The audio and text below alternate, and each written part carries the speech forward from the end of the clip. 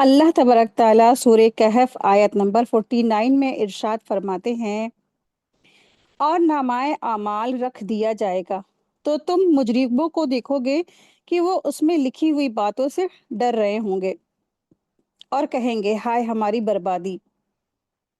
ये कैसी किताब है कि इसने ना कोई छोटी बात छोड़ी है और ना कोई बड़ी, बल्कि सब कुछ गिन रखा है। और जो कुछ उन्होंने किया होगा उसे अपने सामने मौजूद पाएंगे। और आपका रब किसी पर जुल्म नहीं करेगा।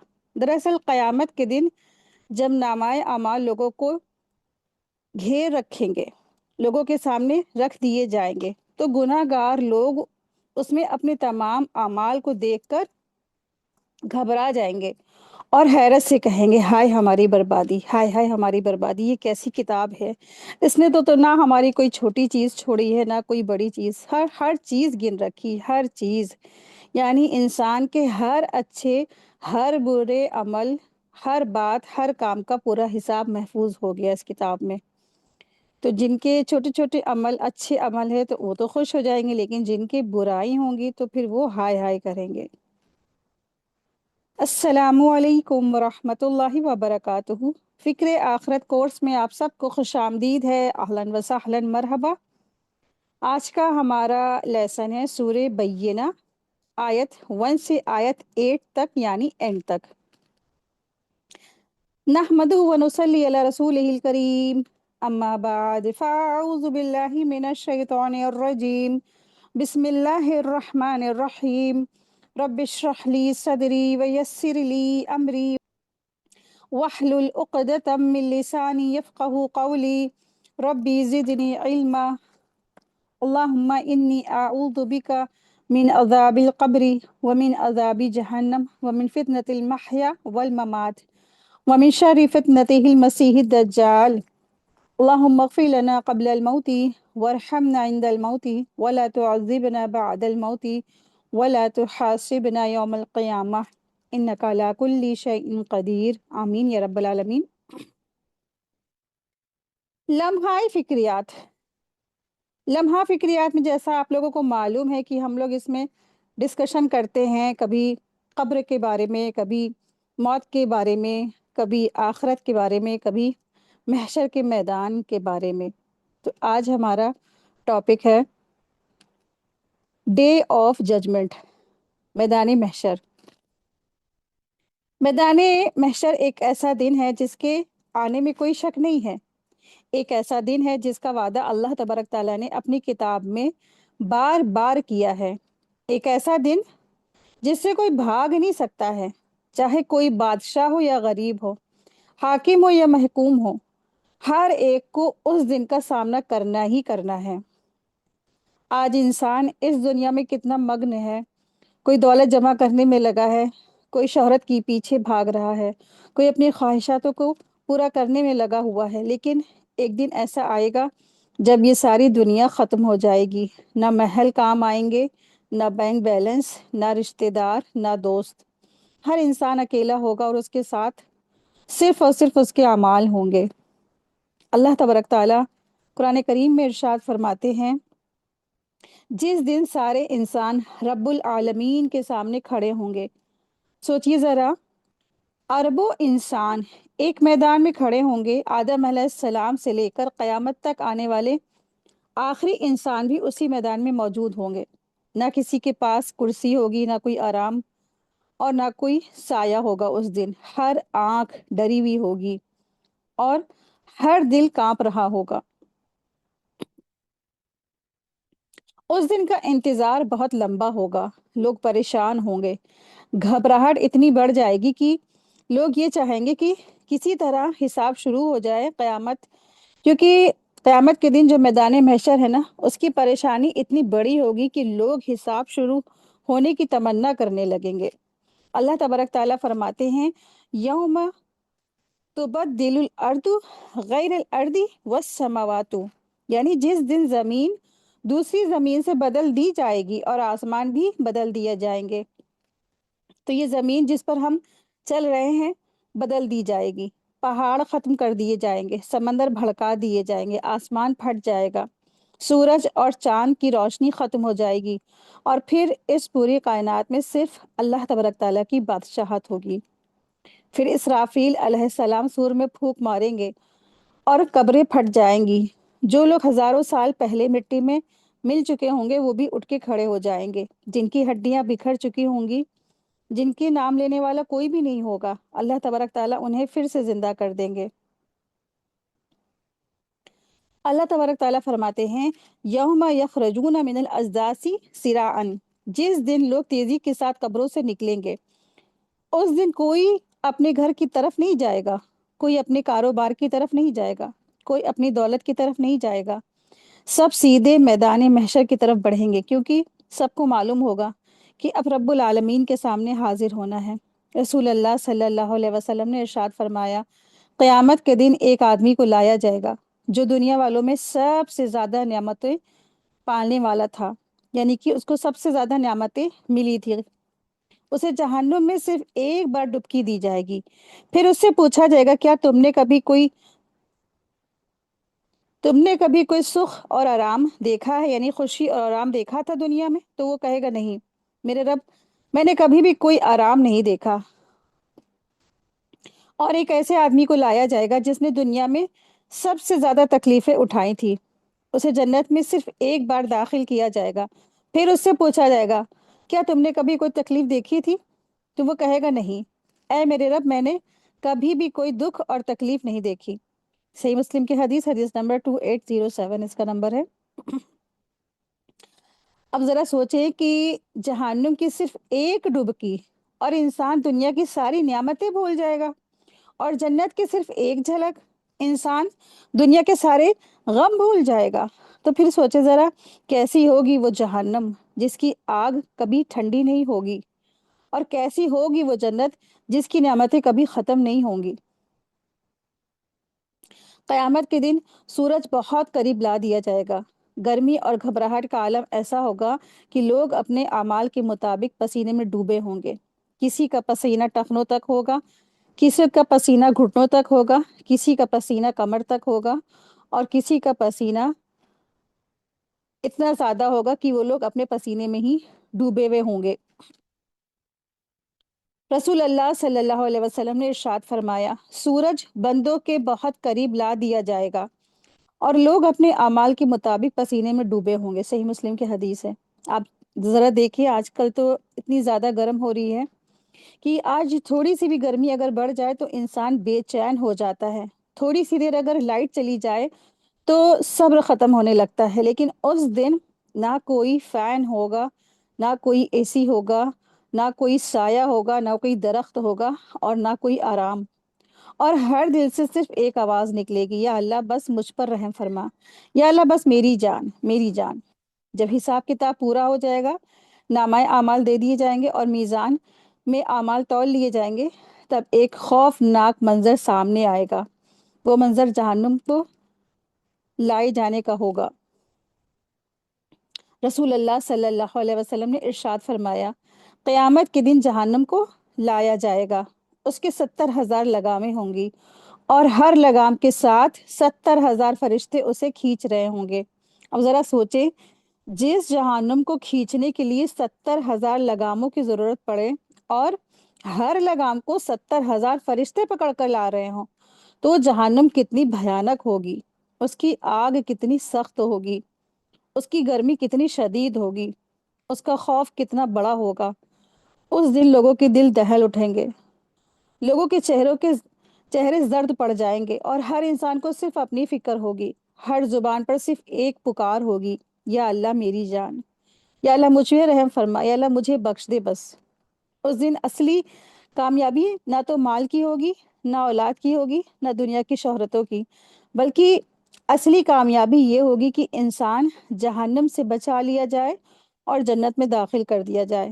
اللہ تبارک تعالیٰ سورہ آل عمران آیت نمبر 185 میں ارشاد فرماتے ہیں، فَمَنْ زُحْزِحَ عَنِ النَّارِ وَأُدْخِلَ الْجَنَّةَ فَقَدْ فَازَ، جسے آگ سے دور کر دیا گیا اور جنت میں داخل کر دیا گیا، حقیقت میں وہی کامیاب ہو گیا۔ اگر ساری دنیا مل جائے نا لیکن آخرت میں جہنم مل جائے تو اس سے بڑی ناکامیابی نہیں ہو سکتی۔ اور اگر دنیا میں انسان تکلیفیں، پریشانی اور تنگی رہی لیکن آخرت میں اس کو جنت مل گئی بنا آگ میں ٹچ ہوئے تو اس سے بڑی کامیابی اور کیا ہی ہو سکتی ہے۔ اللہ تبارک تعالیٰ سے دعا ہے کہ اللہ تبارک تعالیٰ ہم سب کو آخرت میں کامیابی عطا فرمائے، آمین یا رب العالمین۔ زاد آخرت، زاد آخرت میں بڑی پیاری سی دعا ہے، قیامت کے دن عذاب سے پناہ مانگنے کی دعا کیا ہے؟ اللہم قینی عذابک یوم تبعث عبادک، ٹھیک ہے، کیا ہے؟ اللہم قینی عذابک یوم تبعث عبادک، کہ اے اللہ جس دن تو اپنے بندوں کو اٹھائے اس دن مجھے اپنے عذاب سے بچا لینا۔ یہ سنن ابو داؤد کی حدیث، حدیث نمبر 5045 ہے۔ ہر وقت اس کو پڑھیں، ہر نماز میں پڑھیں۔ تو یہ دعا آخرت کے لیے بہت ہی قیمتی زیادہ سامان ہے، کیونکہ اس میں قیامت کے دن اللہ تبارک تعالیٰ کے عذاب سے پناہ مانگی گئی ہے۔ یہ دعا آخرت کا ایک بہت ہی قیمتی زیادہ راہ ہے، کیونکہ اس میں قیامت کے دن اللہ کے عذاب سے پناہ مانگی گئی ہے۔ جس دن نہ مال کام آئے گا نہ اولاد، اس دن اللہ کی رحمت اور اس کی پناہ ہی انسان کی اصلی کامیابی ہوگی۔ لفظی ترجمہ، بسم اللہ الرحمن الرحیم، آیت دیکھیں، آیت نمبر 1 ہے، لم نہیں، یکونی تھے، الذین وہ جنہوں نے، کفروا کفر کیا، من اہل الکتابی اہل کتاب میں سے، والمشرکین اور مشرکین میں سے، منفکین باز آنے والے، حتیٰ یہاں تک کہ تأتیہم آ جائے ان کے پاس، البینہ واضح دلیل، آیت 2، رسول ایک رسول، من اللہ اللہ کی طرف سے، یتلو جو پڑھتا ہے، صحفن صحیفے، مطہرہ پاکیزہ، آیت 3 اور 4 ہے، وما اور نہیں، تفرقہ تفریقہ کیا، الذین ان لوگوں نے، اوتو دیے گئے، الکتابہ کتاب، الا مگر، من بعدی بعد اس کے، ما جو، جاءتہم آئی ان کے پاس، البینہ کھلی دلیل، آیت 5 ہے، وما اور نہیں، امرو وہ حکم دیے گئے تھے، الا مگر، لیعبدو یہ کہ وہ عبادت کریں، اللہ اللہ کی، مخلصین خالص کرنے والے، لہ الدین اس کے لیے دین کو، حنفاء یکسو ہو کر، ویقیم اور وہ قائم کریں، الصلاۃ نماز، ویؤتوا الزکوٰۃ اور وہ ادا کریں زکوٰۃ، وذالک اور یہ ہے، دین القیمہ درست، انا بے شک، الذین وہ جنہوں نے، کفروا کفر کیا، من اہل کتابی اہل کتاب میں سے، والمشرکین اور مشرکین، فی ناری آگ میں ہوں گے، جہنم کی، خالدین ہمیشہ رہنے والے، فیہا اس میں، اولئک یہی لوگ ہیں، ہم وہ، شر البریہ بدترین مخلوق، آیت 7، انا بے شک، الذین وہ لوگ جو، آمنو ایمان لے آئے، وعملوا اور انہوں نے عمل کیے، الصالحاتی نیک، اولئک یہی لوگ ہیں، ہم وہ، خیر البریہ بہترین مخلوق، آیت 8 ہے، جزاؤہم بدلہ ان کا، اندہ پاس ہے، ربہم ان کے رب کے پاس، جناتو باغات ہے، عدن ہمیشگی کے، تجری بہتی ہے، من تحتہا ان کے نیچے سے، انہارو نہریں، خالدین ہمیشہ رہنے والے ہیں، فیہا ان میں، ابدا ہمیشہ ہمیشہ، رضی اللہ راضی ہو گیا، اللہ تعالی، عنہم ان سے، وردو اور وہ راضی ہو گئے، عنہ اس سے، ذالک یہ، لمن اس کے لیے جو، خشیہ ڈر گیا، ربہ اپنے رب سے۔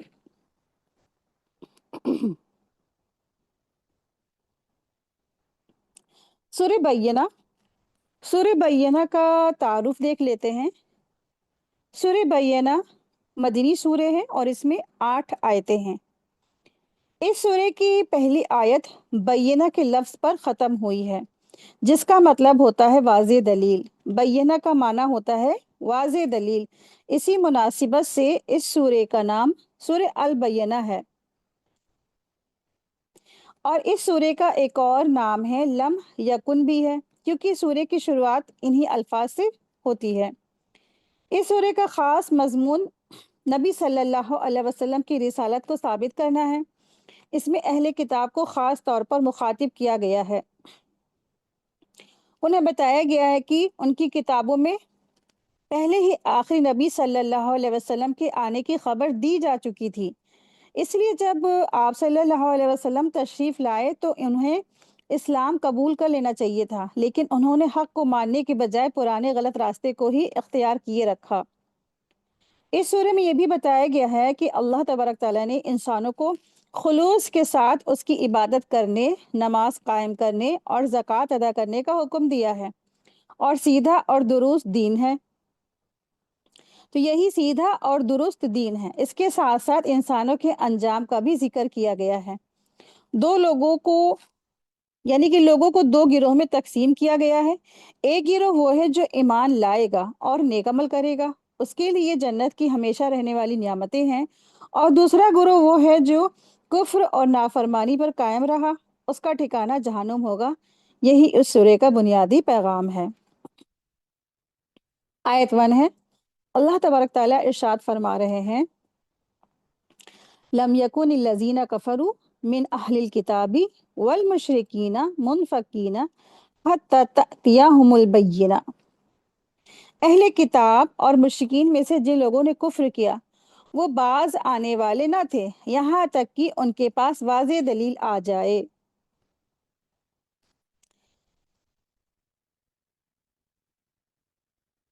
लम यकुन लजीना कफर मिन अहलिल किताब, यानी अहले किताब में से जिन लोगों ने कुफ्र किया, यानी यहूद और नसारा में से जिन लोगों ने कुफ्र किया, वल मुशरिकीना, और मुशरिकीन में से यानी अरब के मुशरिक और दुनिया के तमाम मुशरिक लोग। तो इस आयत में काफिरों को दो बड़े गिरोहों में बांटा गया है। पहला है अहले किताब यानी यहूद और नसारा, जिनके पास अल्लाह की किताब मौजूद थी, अगरचे उनकी किताबों में तहरीफ और इंसानी मिलावट हो चुकी थी। दूसरा है मुशरिक यानी अरब के बुत परस्त और ईरान के आतिश परस्त, जिनके पास कोई आसमानी किताब मौजूद नहीं थी।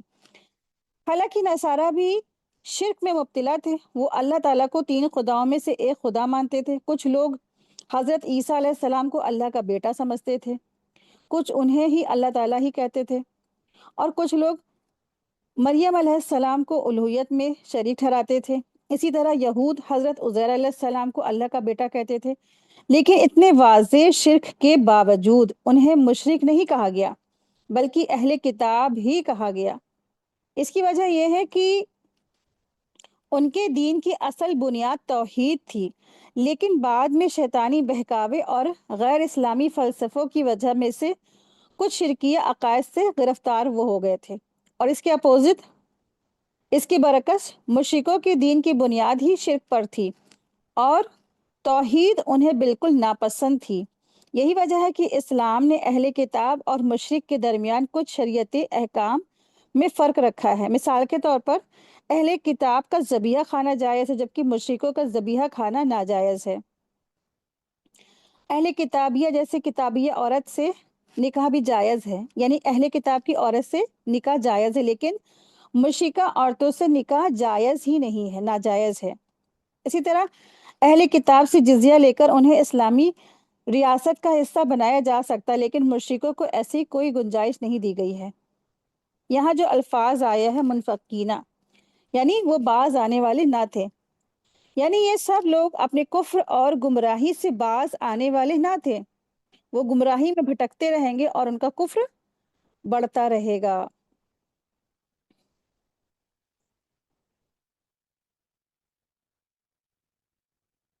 हत्ता तातियाहुमुल बय्यिना, यहाँ तक कि उनके पास वाज़ेह दलील आए, यानी अल्लाह तबारक ताला की तरफ से ایک واضح دلیل آ جائے، اس سے مراد حضرت محمد صلی اللہ علیہ وسلم اور آپ پر نازل ہونے والا قرآن کریم ہے۔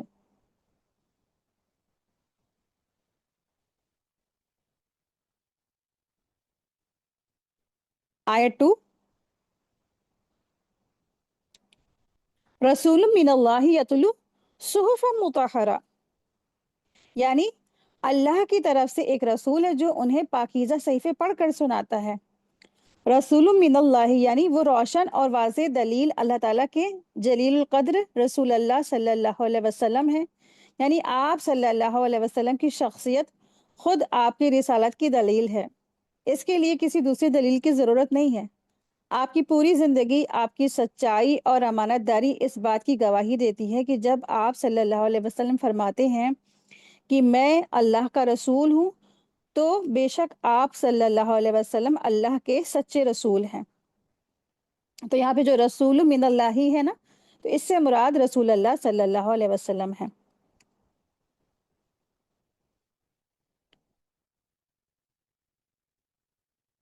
اس کے علاوہ جو قرآن آپ صلی اللہ علیہ وسلم اور اہل کتاب اور مشرکوں کو پڑھ کر سناتے ہیں جبکہ آپ امی تھے، وہ بھی آپ کی رسالت کی سب سے بڑی دلیل ہے۔ ایک امی ہونے کے بعد آپ نے ایسا معجزہ نما کلام پیش کیا، یعنی کہ معجزے والا کلام پیش کیا جس کی مثال پیش کرنے سے عرب کے تمام فقہا، فصحا اور بلغا عاجز ہو گئے، یعنی کہ لینگویج میں ایکسپرٹ جو عربک ہوتے ہیں وہ اس کلام سے عاجز ہو گئے، یعنی سر تسلیم خم کر دیا اس قرآن کے آگے۔ اتنا زبردست یہ قرآن مجید اللہ پاک نے نازل فرمایا۔ یتلو صحفا مطہرہ، یعنی اس آیت کی یہاں پہ دو مطلب ہیں۔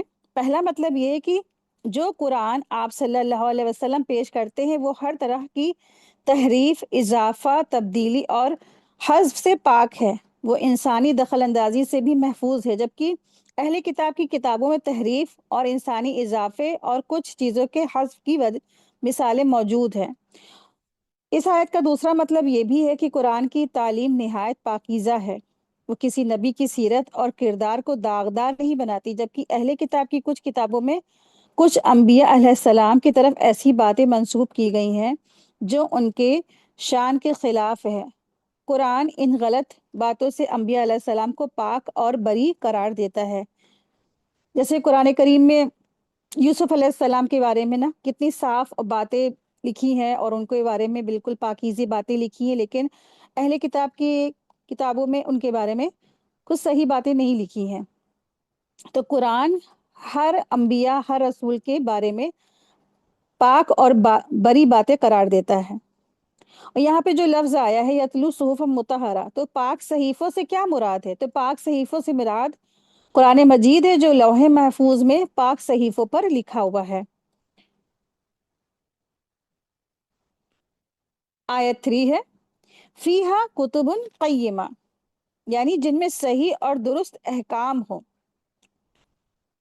اللہ تبارک تعالیٰ نے جو ہمیں دین دیا ہے تو وہ درست اور صحیح ہے، اور احکام بالکل پرفیکٹ ہیں۔ فیہا کتب قیمہ، یعنی یہاں جو لفظ آیا ہے کتب، کتب سے مراد دین کے احکام ہیں، اور قیمہ جو لفظ آیا ہے، قیمہ کا مطلب ہے سیدھا اور معتدل، یعنی ان پاک صحیفوں میں ایسے احکام موجود ہیں جو بالکل صحیح، حق اور انصاف پر مبنی ہے، اور انسان کی دنیا اور آخرت کی بھلائی کا ذریعہ ہے۔ ان احکام میں کوئی بھی ٹیڑھا پن نہیں ہے، ظلم یا ناانصافی نہیں ہے، بلکہ یہ انسان کو سیدھی راہ دکھانے والے ہیں اور دین اور دنیا کی بھلائی کا ذریعہ ہیں۔ ٹھیک ہے، اللہ تبارک تعالیٰ نے ہمیں جو قرآن کریم میں ایسے احکام دیے ہیں وہ بالکل صاف ہے، سیدھے ہیں، آسان ہے اور عدل پر قائم ہے۔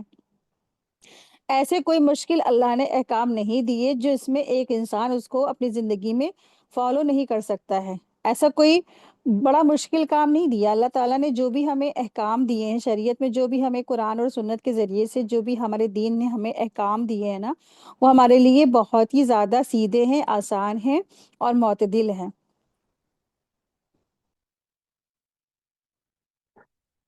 آیت دیکھیں، آیت نمبر 4 ہے،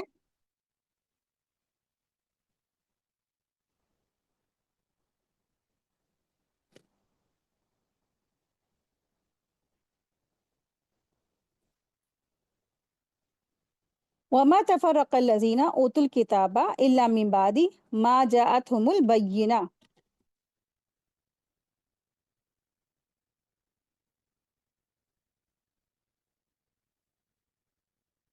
اہل کتاب، یہاں پہ اہل کتاب کے بارے میں بات ہو رہی ہے، اور جن لوگوں کو کتاب دی گئی تھی یعنی اہل کتاب، ان میں تفرقہ اس وقت پیدا ہوا جبکہ ان کے پاس پہلے ہی واضح احکام آ چکے تھے۔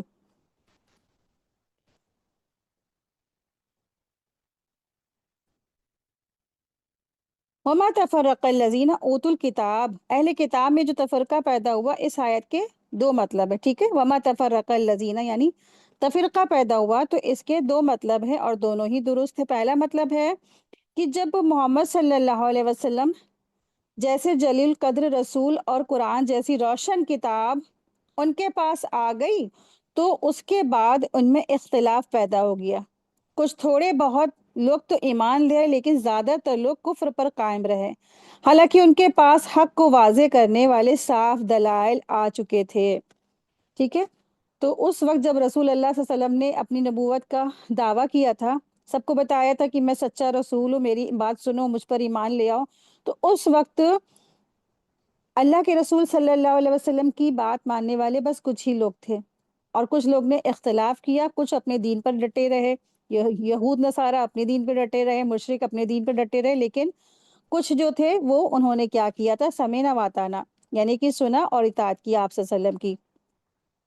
اس آیت کا دوسرا مطلب یہ ہے کہ انبیاء علیہ السلام کے بعد ان کی امتوں میں جو فرقہ بندی پیدا ہوتی ہے، اس کی وجہ یہ نہیں ہوتی ہے کہ ان کے پاس واضح دلائل موجود نہیں ہوتے ہیں یا حق بات ان پر مشتبہ ہو جاتی ہے، بلکہ وہ اپنی اپنی غرض و مفادات اور جہ طلبی کی وجہ سے فرقہ اور در فرقہ بٹتے چلے جاتے ہیں۔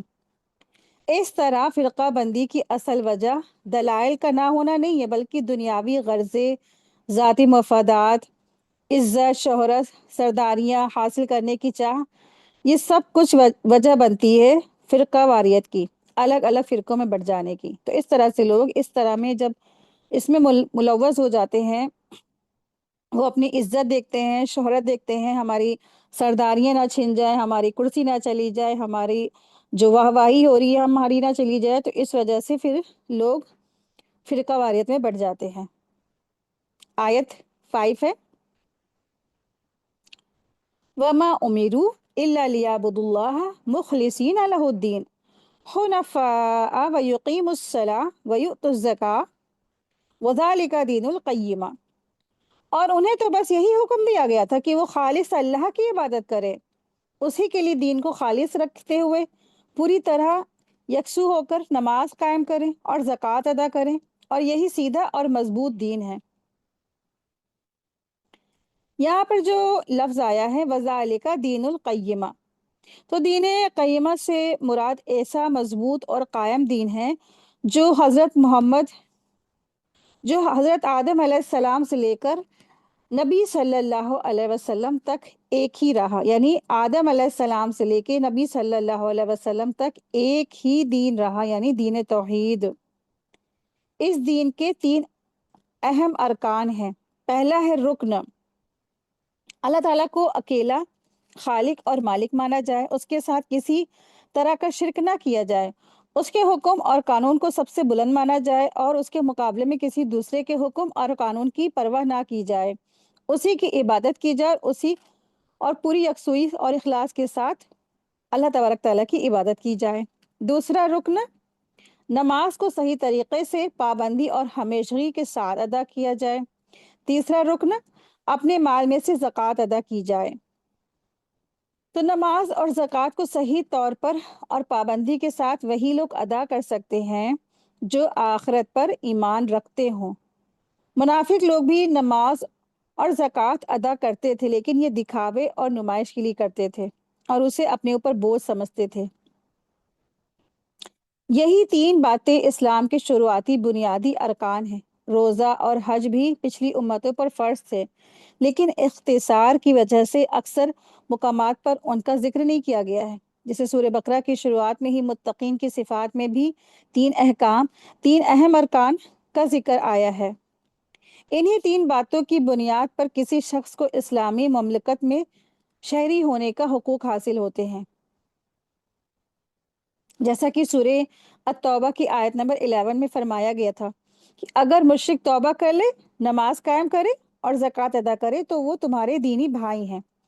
اسی طرح رسول اللہ صلی اللہ علیہ وسلم نے اپنی زندگی کے آخری دنوں میں فرمایا تھا، مجھے حکم دیا گیا ہے کہ میں لوگوں سے اس وقت تک جہاد کروں جب تک وہ لا الہ الا اللہ محمد رسول اللہ کی گواہی نہ دے، نماز قائم نہ کریں، زکوٰۃ ادا نہ کرے، اور وہ ایسا کر لیں تو ان کی جانیں اور مال مجھ سے محفوظ ہو جائیں، سوائے اس کے کہ اسلام کے کسی حق کی وجہ سے ان سے یہ حفاظت واپس لے لی جائے، اور ان کے دلوں کا معاملہ اللہ تعالیٰ کے سپرد ہے۔ یہ صحیح مسلم کی احادیث میں سے تھی۔ آیت 6 سے ہے،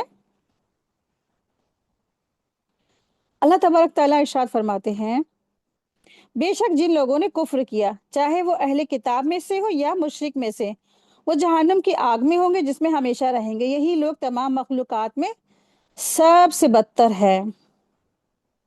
ان الذین کفروا من اہل الکتاب والمشرکین، یعنی چاہے اہل کتاب ہو، چاہے علم کا دعویٰ رکھتے ہوں یا جاہل مشرک ہو، حق کا انکار کرنے کی وجہ سے سب کا انجام ایک ہی ہے، فی ناری جہنم خالدین فیہا، ان سب کا ٹھکانہ جہنم ہے جس میں وہ ہمیشہ رہیں گے اور انہیں کبھی نجات نہیں حاصل ہوگی۔ اولئک ہم شر البریہ، یعنی یہ لوگ تمام مخلوقات میں سب سے بدتر اور ذلیل ہیں، بلکہ چوپایوں سے بھی زیادہ گمراہ ہیں، جیسا کہ اللہ تبارک تعالیٰ نے سورہ الفرقان میں فرمایا، ان ہم الا کالانعام بل ہم اضل سبیل، بل ہم اضل سبیلا،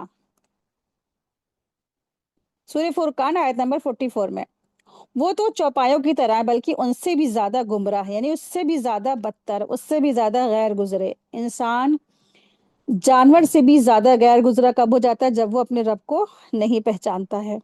آپ سوچے ذرا کہ ایک انسان، اور اس کو سب سے بدتر کہا گیا، یہاں تک کہ وہ جانوروں سے بھی زیادہ بدتر ہے۔ کیوں؟ کیونکہ جانور تو اپنے مالک اور اس کے دیکھ بھال کرنے والوں کو پہچانتا ہے، لیکن ایک انسان جو اپنے خالق اور مالک کو پہچانتا ہی نہیں۔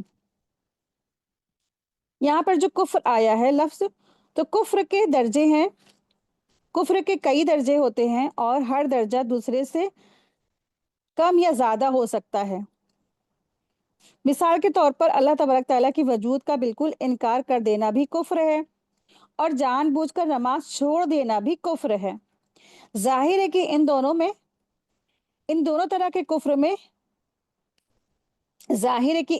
طرح کے کفر کا درجہ ایک جیسا نہیں ہو سکتا ہے۔ یہود اللہ تعالیٰ اور اس کے فرشتوں، اس کی کتابوں اور آخرت پر ایمان رکھتے تھے، لیکن ساتھ ہی وہ یہ بھی کہتے تھے کہ ہم اللہ کے چہیتے اور پیارے ہیں اور ہمیں جہنم کی آگ صرف کچھ ہی دن کے لیے چھوئے گی۔ اللہ تبارک تعالیٰ نے ان کے اس عقیدے کو بھی کفر قرار دیا۔ ظاہر ہے کہ ان کا کفر مشرکوں کے کفر سے کم درجے کا تھا، کیونکہ مشرک تو انسان کی دوبارہ زندگی اور آخرت کے ہی قائل نہ تھے۔ اس آیت میں کفر کی تمام قسمیں مراد ہیں۔ آیت 7 ہے،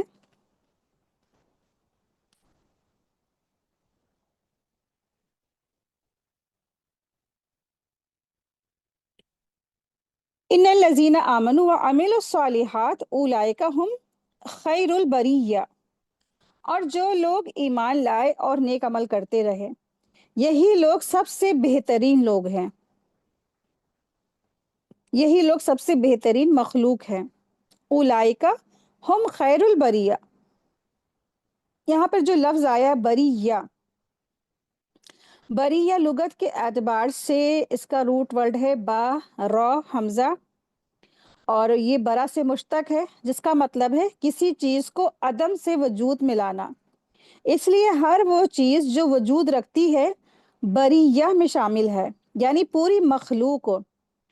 اس میں ساری کائنات، زمین اور آسمان اور دوسرے سیارے بھی شامل ہیں۔ ان دو آیتوں میں بتایا گیا ہے کہ کافر تمام مخلوق میں سب سے بدتر ہیں، کیونکہ عقل اور سمجھ ہونے کے باوجود انہوں نے اپنے خالق اور مالک کے حق کو نہیں پہچانا، جبکہ جو لوگ ایمان لے آئے اور نیک عمل کرتے رہے وہ تمام مخلوق میں سب سے بہتر ہیں۔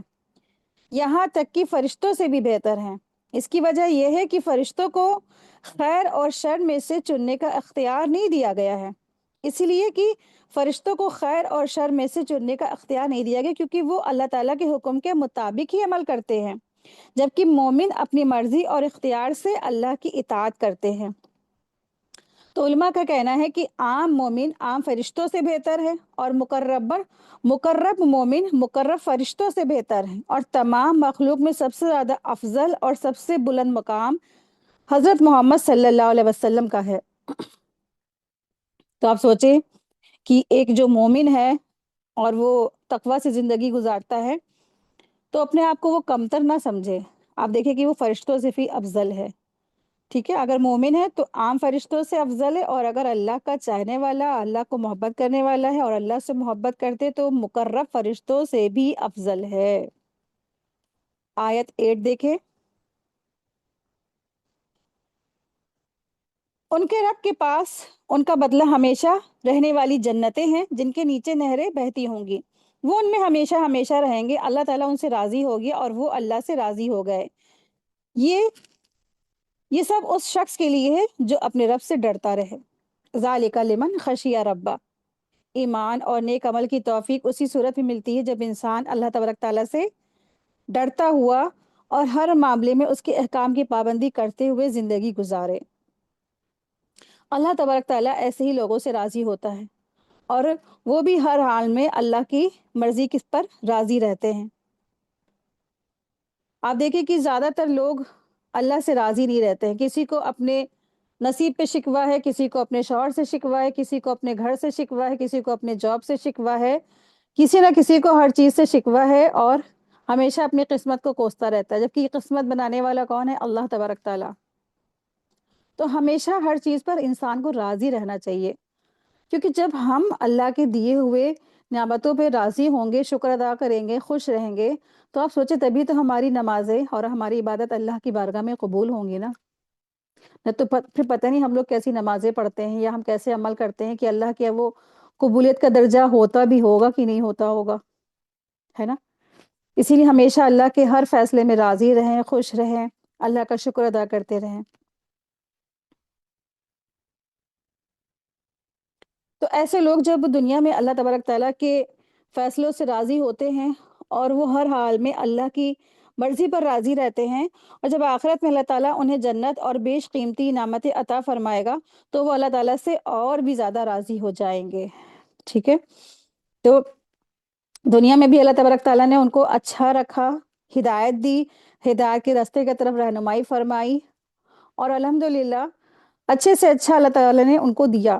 سب سے بڑی تو دنیا کی نعمت ہے ہدایت، جو ہر قسم کی دولت، شہرت، نامواری، پوزیشن سب سے زیادہ قیمتی ہے، سب سے زیادہ قیمتی ہے۔ اگر کسی کو ہدایت مل جاتی ہے تو یہ سب سے بڑی نعمت ہے، دنیا اور آخرت دونوں جہانوں کی وہ کامیابی پہ ہے۔ تو جب ایسے بندوں کو اللہ تبارک تعالیٰ جنت بھی عطا فرمائیں گے، اللہ تعالیٰ اپنی نعمتیں عطا فرمائیں گے، اپنی دیدار عطا فرمائیں گے، تو پھر ایسے بندے اللہ تبارک تعالیٰ سے اور زیادہ راضی ہو جائیں گے۔ تو الحمدللہ آج کا ہمارا لیسن مکمل ہوا۔ وآخر دعوانا ان الحمدللہ رب العالمین۔ سبحانک اللہم و بحمدک، اشہد ان لا الہ الا انت، استغفرک و اتوب الیک۔ السلام علیکم ورحمۃ اللہ وبرکاتہ۔ جزاکم اللہ خیرا کثیرا، بارک اللہ فیکم۔